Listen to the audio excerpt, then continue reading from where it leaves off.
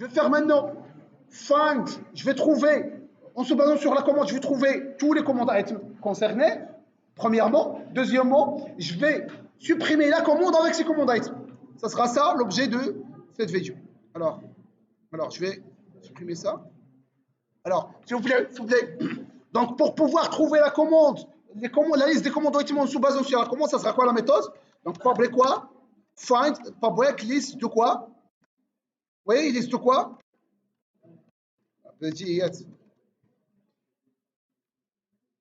Liste de commande item. Find by quoi? Find by commande quoi? Bref. Donc, ça permet de trouver la liste des commandes items en se basant sur la ref. S'il vous plaît, s'il vous plaît, s'il vous plaît. S'il vous plaît, s'il vous plaît. Alors, dans la commande, je vais ajouter un petit truc.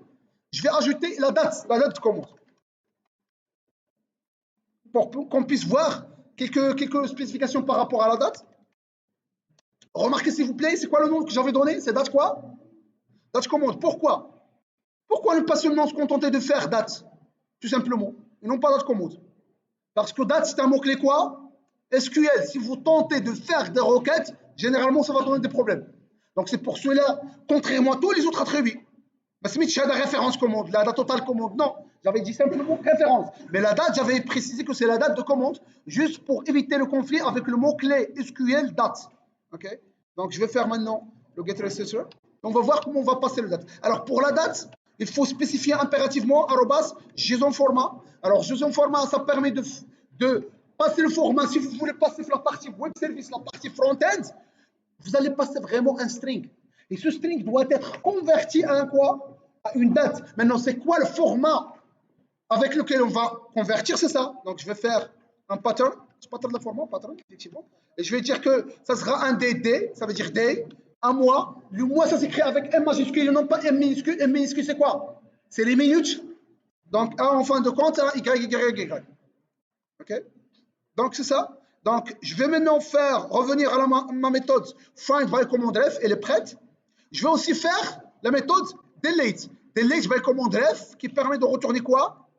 Un int. Alors, au lieu de find by, ça sera un delete by. Quoi d'autre? Oui, public ici, il est facultatif. Pourquoi? Parce que par défaut, une méthode au sein d'une interface, elle est quoi? Elle est public et abstract. Par défaut, une méthode au sein d'une interface, il est public et abstract. Pas abstract parce qu'on ne pourra pas mettre le corps. Okay? Public parce que l'interface, normalement, il doit mettre une méthode qui doit être redéfinie. Donc, il doit être visible. Donc, il doit être public. Okay? Donc, public a été facultatif. Donc, je vais revenir, s'il vous plaît. Je vais maintenant faire la méthode. Alors, dans commande item service, je vais reproduire la méthode find by. Alors, delegate méthode. Commande item, find by et delete by. Alors, par la suite, s'il vous plaît, dans commande service, je vais faire la méthode qui permet de supprimer une commande en se basant sur la référence. Mais ça supprime simplement pas la commande avec les commandes items associées. Alors, contrairement à save, qu'est-ce que je dois sauvegarder en premier? Est-ce que c'est la commande ou bien les commandes items? La commande. Pourquoi? Parce que les commandes items dépendent de la clé étrangère de commande. Okay? Contrairement à save, il y a la méthode delete. Si vous voulez supprimer, est-ce que vous devez supprimer la commande dans un premier temps ou bien les commandes items? Si vous supprimez la commande elle est là avec son ID. Les commandes items pointent sur la commande. Vous ne pouvez pas faire ceci. Vous devez supprimer les commandes items qui ne pointent pas. La commande ne pointe pas sur les commandes items dans la base de données. Donc, vous devez supprimer les commandes items et par la suite pouvoir supprimer les commandes. Alors, donc c'est ce que je vais faire. Alors, je vais faire la méthode delete. Donc, public int delete. Alors, je vais fournir. Alors, je vais delete by ref. Alors, string ref.